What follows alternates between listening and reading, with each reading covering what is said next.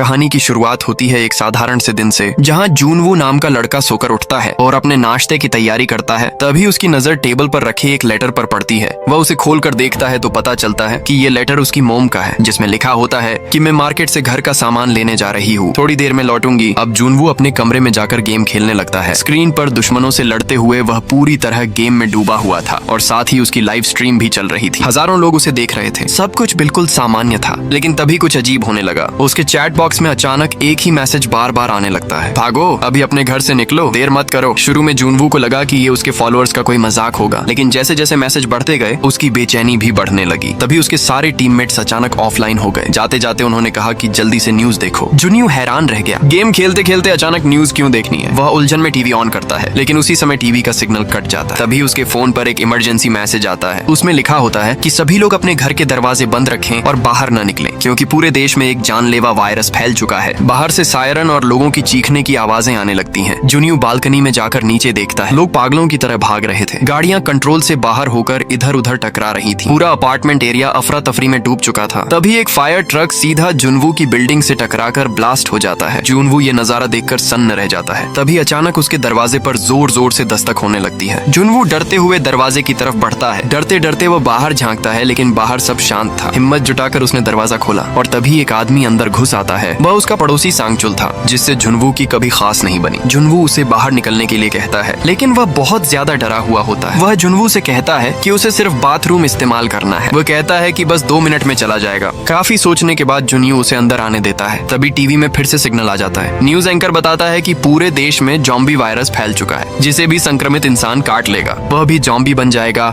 और लोगों को खाना शुरू कर देगा। ये सुनकर जुनियो घबरा जाता है। वह तुरंत दराज से एक फल काटने वाला चाकू निकाल लेता है। तभी पड़ोसी बाथरूम से बाहर आता है। जुनियो उस पर चाकू तान देता है और कहता है कि तुरंत मेरे घर से निकल जाओ। आदमी घबराकर कहता है कि उसे किसी ने नहीं काटा है, लेकिन बात करते करते अचानक वही आदमी दरवाजे पर खड़ा खड़ा जॉम्बी में बदलने लगता है। जॉम्बी बनने से ठीक पहले जुनियो पूरी ताकत लगाकर उसे घर से बाहर धक्का दे देता है। वापस कमरे में आने के बाद वह फ्रिज और बाकी सामान से दरवाजा बंद कर देता है। अब जुनवू अपने राशन के सामान को घूरने लगता है, क्योंकि अब उसके पास ज्यादा खाने की चीजें नहीं होती। वह बार बार अपने पेरेंट्स को फोन करता है, लेकिन नेटवर्क न होने की वजह से फोन नहीं लगता। अब जुनियो अपने ड्रोन से बाहर का हाल देखने लगता है। सबके सब जॉम्बी बन चुके हैं। यह देखकर जुनवू पूरी तरह टूट जाता है। अब उसे लगता है कि वह बस चुपचाप लेटकर मौत का इंतजार कर सकता है। रात में नीचे से गोलियों की आवाज आती है, जिससे उसकी नींद खुल जाती है। वह खिड़की से झांक कर देखता है। एक महिला पुलिस अफसर जॉम्बियों से भाग रही थी। वह उन पर गोली चलाती है, लेकिन गोलियों की आवाज से और ज्यादा जॉम्बी वहां आ जाते हैं। आखिर में वह खुद को गोली मारकर जान देना चाहती, लेकिन जॉम्बी उसका पिस्तौल छीन लेते हैं और कुछ ही सेकंड में उसे जिंदा नोच नोच कर खा जाते हैं। जुनवू ये सब देखकर बहुत दुखी होता है। तभी उसे अपने दरवाजे से कुछ आवाज आती है। वह पास जाके देखता है। तभी एक ज़ॉम्बी दरवाजा तोड़कर अंदर आने की कोशिश करता है। जुनवू उसे फ्रिज की मदद से रोकने की कोशिश करता है, लेकिन ज़ॉम्बी बहुत ताकतवर होता है। तभी जुनवू अपनी बालकनी की ओर दौड़ता है। अब जैसे ही ज़ॉम्बी उसकी तरफ बढ़ता है, वह रेलिंग पकड़कर नीचे लटक जाता है, जिससे ज़ॉम्बी सीधा नीचे गिरकर मर जाता है। कुछ दिन बाद जुनियो के घर का सारा खाना खत्म होने लगता है। वह आखिरी बची हुई नूडल्स भी खा लेता है। अब धीरे धीरे उसके घर का पानी भी खत्म हो जाता है और उसकी आखिरी पानी की बोतल भी गलती से गिरकर बह जाती है। सबसे बुरी बात यह थी कि अब उसके घर में कुछ भी नहीं बचा था। अब वह घर में पड़ा हुआ मौत का इंतजार कर रहा होता है। तभी उसके फोन पर उसकी माँ का वॉइस मैसेज आता है, लेकिन कमजोर नेटवर्क की वजह से मैसेज ठीक से नहीं चल पाता। मजबूर होकर जुनियो बाहर की रेलिंग पर चढ़ जाता है। वह खतरनाक तरीके से बाहर लटक जाता है और अपना हाथ आगे बढ़ाकर फोन में सिग्नल पकड़ने की कोशिश करता है। नीचे हजारों ज़ॉम्बी घूम रहे थे। अपनी जान की परवाह किए बिना आखिरकार उसे सिग्नल मिल जाता है। वह अपनी माँ का वॉइस मैसेज सुनता है, लेकिन उसमें सिर्फ ज़ॉम्बियों के दरवाजा तोड़ने की आवाज आ रही थी। फिर उसकी माँ, उसके पिता और उसकी बहन की मदद के लिए चीखने की आवाजें सुनाई देती हैं। यह सुनकर जुनियो पूरी तरह टूट जाता है और गुस्से में वह घर की चीज तोड़ने लगता है। अब उसे समझ आ जाता है कि कोई भी मदद आने वाली नहीं है। अब धीरे धीरे उसे वहाँ फंसे 20 दिन गुजर जाते हैं। वह फैसला करता है कि अब जीने का कोई मतलब नहीं है। उसे लगता है कि ज़ॉम्बियों के हाथों मरने या भूख से तड़प कर मरने से अच्छा है कि वह खुद अपनी जान ले ले। वह एक बिजली की तार अपने गले में बांध लेता है। जैसे ही वह अपनी जान देने वाला होता है, तभी उसकी नजर सामने वाली बिल्डिंग पर पड़ती है। वहाँ उसे एक और जिंदा इंसान दिखाई देता है। एक ही पल में उसका मरने का इरादा बदल जाता है, लेकिन अब बहुत बहुत देर हो चुकी थी। वह बुरी तरह तड़पने लगता है। संघर्ष करते करते आखिरकार वह तार टूट जाती है और उसकी जान बच जाती है। सामने वाली बिल्डिंग में जो इंसान था वह एक खूबसूरत लड़की थी। ज़ॉम्बी वायरस फैलने के बाद पहली बार उसने किसी सामान्य इंसान को देखा था। इतने दिनों की अकेलेपन के बाद जुनियो खुशी से पागल हो जाता है। वह हाथ हिलाकर लड़की को इशारा करता है। लड़की भी उसे देखती है और हाथ हिलाकर जवाब देती है। फिर वह इशारों में बताती है कि अगली सुबह ठीक 7 बजे दोनों फिर से बात करेंगे। उस लड़की के आने से पहली बार जुनियो को जीने की उम्मीद मिलती है। लड़की की हालत भी लगभग जुनियो जैसी ही थी। वायरस फैलने के समय वह भी घर में अकेली थी और खुद ही किसी तरह जिंदा रह रही थी। लड़की को सरवाइव करना आता था, लेकिन आखिर वह भी एक लड़की ही थी। वह हर वक्त डरी रहती थी। उसकी नजर हमेशा दरवाजे पर टिकी रहती थी। उसे डर था कि कहीं बाहर खड़े ज़ॉम्बी किसी भी समय दरवाजा तोड़कर अंदर न घुस आएं। अगली सुबह जुनवू अचानक एक बुरे सपने से उठता है। वह घड़ी देखता है और घबरा जाता है। सुबह के 11 बज चुके थे। वह जल्दी से खिड़की खोलकर सामने देखता है, लेकिन लड़की कहीं दिखाई नहीं देती। वह उदास होकर रेलिंग पर झुक जाता है। तभी उसे पता चलता है कि लड़की दूरबीन से बाहर का हाल देख रही थी। जब उसे यकीन हो गया कि बाहर कोई खतरा नहीं है, तब उसने अपनी खिड़की खोली। लड़की अपने टैबलेट पर लिखकर उसे अपना नाम बताती है। उसका नाम यूबिंग था। जुनवू किसी पागल की तरह बार बार उसका नाम दोहराने लगता है और यह सब यूबिंग मुस्कुराते हुए देख रही थी। तभी अचानक उसके घर के दरवाजे के पास आवाज आती है। पता चलता है कि एक ज़ॉम्बी किसी तरह अंदर घुस आया था, लेकिन वह उसके लगाए हुए जाल में फंस गया। यूबिंग डरते हुए भी हिम्मत जुटाती है और कुल्हाड़ी उठाकर उस ज़ॉम्बी को मार देती है। रात में अचानक तेज बारिश शुरू हो जाती है। जुनवू तुरंत बर्तन और बाल्टियां निकालकर बारिश का पानी जमा करने लगता है। इस तरह आखिरकार उनकी पानी की समस्या खत्म हो जाती है। फिर एक और दिन गुजर जाता है। अगले दिन जुनवू के घर का खाना पूरी तरह खत्म हो जाता है। भूख की वजह से उसकी हालत खराब होने लगती है। ये सब यूबिंग सामने से देख रही थी। यूबिंग उसे इशारों में कहती है कि अगर वह एक बेसबॉल उसकी तरफ फेंक दे तो वह रस्सी के जरिए अपना खाना उसके घर भेज सकती है। लेकिन दोनों इमारतों के बीच की दूरी काफी ज्यादा थी। यूबिंग ने अपनी ताकत को ज्यादा समझ लिया था। उसने जैसे ही बेसबॉल फेंका, वह आधे रास्ते में नीचे गिर गया। ये देखकर दोनों को बहुत अजीब लगा, लेकिन जुनवू एक ड्रोन एक्सपर्ट था। वह आसानी से अपने ड्रोन को उड़ाकर यूबिंग के घर तक पहुंचा देता है। ये देखकर यूबिंग भी हैरान रह जाती है। उसे लगता है कि सामने वाला लड़का काफी होशियार है, लेकिन जब जुनवू ड्रोन वापस लाता है तो उसे पता चलता है कि उसकी बैटरी लगभग खत्म हो चुकी है। फिर दोनों किसी तरह रस्सी बांध देते हैं। यूबिंग उसी रस्सी के सहारे अपना खाना जुनवू के घर भेज देती है। खाने से भरा बैग देखकर जुनवू की आंखों में खुशी आ जाती है और वह खाने पर टूट पड़ता है। तभी जुनवू अचानक यूबिंग को नीचे देखने का इशारा करता है। यूबिंग नीचे देखती है। तब उसे याद आता है कि उन्होंने जो रस्सी नीचे छोड़ी थी वो उसे वापस ऊपर खींचना भूल गए थे। तभी नीचे खड़ा एक फायरमैन ज़ॉम्बी उस रस्सी को पकड़ लेता है। वह धीरे धीरे रस्सी को खींचने लगता है और उसी समय उसे ऊपर खिड़की में खड़ी यूबिंग भी दिखाई दे जाती है। जैसे जैसे ज़ॉम्बी रस्सी खींच रहा था, रस्सी के दूसरे छोर से बंधी हुई मेज भी अपनी जगह से खिसकने लगी। जब तक यूबिंग को समझ आया तब तक बहुत देर हो चुकी थी। ज़ॉम्बी ने जोर से रस्सी खींची और मेज सीधे यूबिंग से टकरा गई। वह जमीन पर गिरकर बेहोश हो गई। दूसरी तरफ वो फायरमैन ज़ॉम्बी, जो जिंदा रहते वक्त इसी काम में माहिर था, रस्सी पकड़कर धीरे धीरे ऊपर चढ़ने लगा। अगर यूबिंग समय पर होश में नहीं आती तो ऊपर पहुंचते ही वह उसे जिंदा खा जाता। जुनवू समझ गया कि उसे कुछ करना होगा। तभी उसकी नजर अपने पास रखी खाली शराब की बोतल पर जाती है। उस समय ज़ॉम्बी तेजी से ऊपर चढ़ रहा था। जुनवू तुरंत बोतल नीचे फेंक देता है ताकि आवाज सुनकर ज़ॉम्बी का ध्यान उसकी तरफ चला जाए। लेकिन ज़ॉम्बी समझ गया कि ऊपर वाली लड़की ज्यादा आसान शिकार है, इसलिए वह जुनवू के जाल में नहीं फंसता और ऊपर चढ़ने लगता है। अब जुनवू अपने ड्रोन से उसका ध्यान भटकाने की कोशिश करता है, लेकिन ज़ॉम्बी एक झटके में उसका ड्रोन पकड़ लेता है और उसे तोड़ देता है। अब ड्रोन के साथ जुनवू की आखिरी उम्मीद भी टूट जाती है। तभी यूबिंग को होश आ जाता है और वो ज़ॉम्बी पर कुल्हाड़ी से हमला कर उसे नीचे गिरा देती है, जिससे यूबिंग मरते मरते बच जाती है। अब जुनवू के पास खाना बिल्कुल खत्म होने की कगार पर होता है, इसीलिए जुनवू खाने की तलाश में बाहर जाने का फैसला करता है। वह पूरी तैयारी से बाहर निकलता है। थोड़ी दूर चलते ही उसे 2 लाशें दिखाई देती हैं। वह घिन और डर को दबाकर उनके पास जाता है और उनकी जेब से चाबी ढूंढने लगता है। किस्मत से उसे चाबी भी मिल जाती है। तभी एक ज़ॉम्बी लड़खड़ाता हुआ दरवाजे के सामने से गुजरता है। जुनवू तुरंत छिप जाता है। जब ज़ॉम्बी वहाँ से चला जाता है तब वह धीरे धीरे पड़ोसी के घर का दरवाजा खोलता है। अंदर जाने के बाद उसे कहीं कोई ज़ॉम्बी नजर नहीं आता, लेकिन बिस्तर पर किसी इंसान की लाश पड़ी हुई थी। जुनवू डरते डरते जमीन से एक जूता उठाता है और उस लाश की तरफ फेंकता है। जब सामने वाले में कोई हरकत नहीं होती तब वह चैन की सांस लेता है और खाने की तलाश शुरू कर देता है। ड्राइंग रूम पूरी तरह टूटा फूटा पड़ा था। इससे साफ पता चल रहा था कि घर के अंदर पहले ज़ॉम्बी आए होंगे, लेकिन जुनियो इतनी जल्दी में था कि उसने इन बातों पर ध्यान ही नहीं दिया। जैसे ही वह फ्रिज खोलता है उसमें से सड़ी हुई चीजों की बदबू निकलने लगती है, लेकिन तभी उसे फ्रिज के अंदर कुछ खाने का सामान भी मिल जाता है। ये देखकर जुनियो खुशी से भर जाता है। वह जल्दी जल्दी सामान अपने बैग में रखने लगता है। फिर उसे वहाँ एक जैकेट भी मिलती है और वह उसे पहन लेता है। तभी अचानक उसकी नजर एक वॉकी टॉकी पर पड़ती है। उसे देखते ही जुनवू की आंखों में चमक आ जाती है। अब वह आखिरकार यूबिंग से बात कर सकता था। वह जल्दी से खाने का सामान और वॉकी टॉकी लेकर वापस जाने लगता है, लेकिन तभी जिज्ञासा में वह एक बार बिस्तर पर पड़ी लाश को देखने लगता है। उसी पल उसके पीछे से अचानक एक ज़ॉम्बी निकल आता है और उस पर झपट पड़ता है।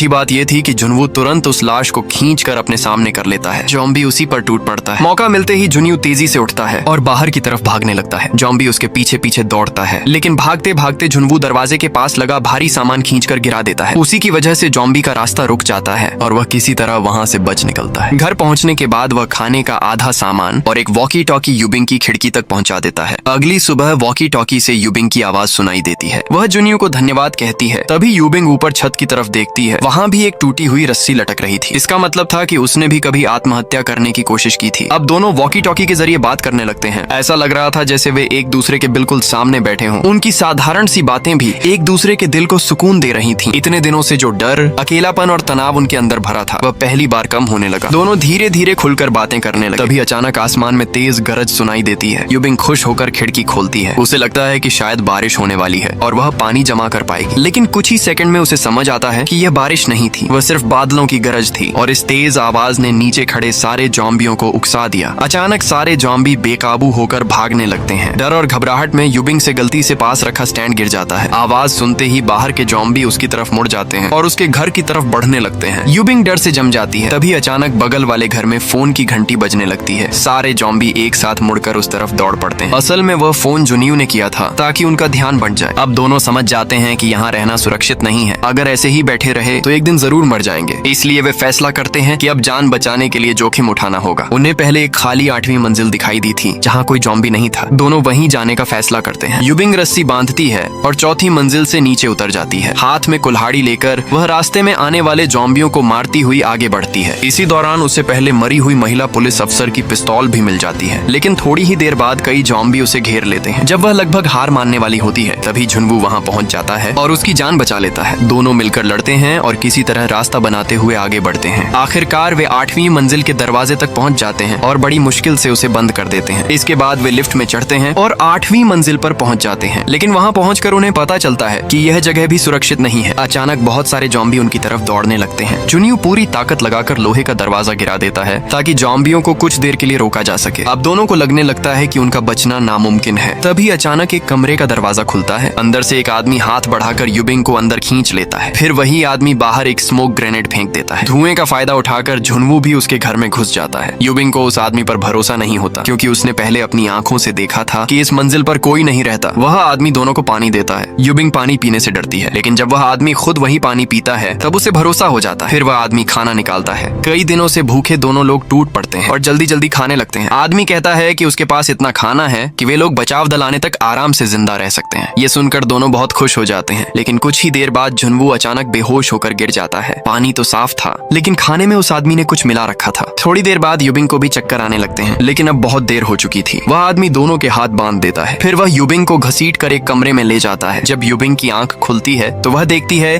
कि कमरे में एक महिला जॉम्बी बंद है। तब उसे सच्चाई पता चलती है। वह आदमी अपनी पत्नी से बहुत प्यार करता था, लेकिन उसकी पत्नी जॉम्बी बन चुकी थी। वह उसे मार नहीं पाया, लेकिन खुद उसका शिकार भी नहीं बनना चाहता था। इसलिए वह दूसरे लोगों को पकड़ कर लाता था ताकि उसकी पत्नी उन्हें खा सके। यूबिंग धीरे धीरे अपने हाथों की रस्सी खोलने लगती है। तभी वह जॉम्बी उसकी तरफ रेंगते हुए आने लगती है। यूबिंग डर के मारे कुछ समझ नहीं पाती। उसी समय बाहर वह आदमी पूरी तरह रस्सी खोल देता है। कमरे के अंदर यूबिंग और जॉम्बी के बीच जानलेवा लड़ाई शुरू हो जाती है। बाहर खड़ा आदमी पछतावे में डूबकर यूबिंग से माफी मांग रहा था, लेकिन उसे यह पता नहीं था कि जुनवू को होश आ चुका है। जुनवू पिस्तौल लेकर उसके पीछे खड़ा हो जाता है। दोनों एक दूसरे पर बंदूक तान लेते हैं। तभी अचानक कमरे के अंदर से आवाजें आना बंद हो जाती हैं। आदमी को लगता है कि उसकी पत्नी ने यूबिंग को मार दिया होगा। जैसे ही वह दरवाजा खोलता है, उसकी अपनी जॉम्बी पत्नी उस पर टूट पड़ती है। असल में यूबिंग ने अपनी समझदारी से कंबल जॉम्बी के चेहरे पर डाल दिया था। उसी वजह से वह किसी तरह बच गई, लेकिन अब जॉम्बी उस आदमी पर टूट चुकी थी। इस बार वह आदमी खुद भी बचने की कोशिश नहीं करता। यूबिंग अब उन दोनों को गोली मार देती है, जिसकी आवाज सुनकर जॉम्बी उनकी बिल्डिंग की ओर दौड़ पड़ते हैं। अब यूबिंग जुनवू के हाथ में गन देती है और खुद को गोली मारने के लिए कहती है। जुनवू उसे बहुत समझाता है, लेकिन यूबिंग नहीं मानती। तभी उन्हें बाहर के कुछ आवाज सुनाई देती है। अब दोनों जैसे ही बाहर देखते हैं, उन्हें रेस्क्यू टीम के हेलीकॉप्टर दिखाई देते हैं, जिससे उनके अंदर जीने की उम्मीद दोबारा जग उठती है। अब दोनों छत पर जाने का इरादा करते हैं और अपार्टमेंट से बाहर निकलकर लड़ते हुए छत पर पहुंचते हैं, लेकिन वहां कोई हेलीकॉप्टर नहीं होता और अब ज़ॉम्बी भी छत पर आ चुके होते हैं। अब जैसे ही ज़ॉम्बी उनकी ओर बढ़ते हैं, तभी रेस्क्यू टीम वहां पहुंच जाती है और इन दोनों को बचा लिया जाता है। और इसी के साथ ये मूवी खत्म हो जाती है।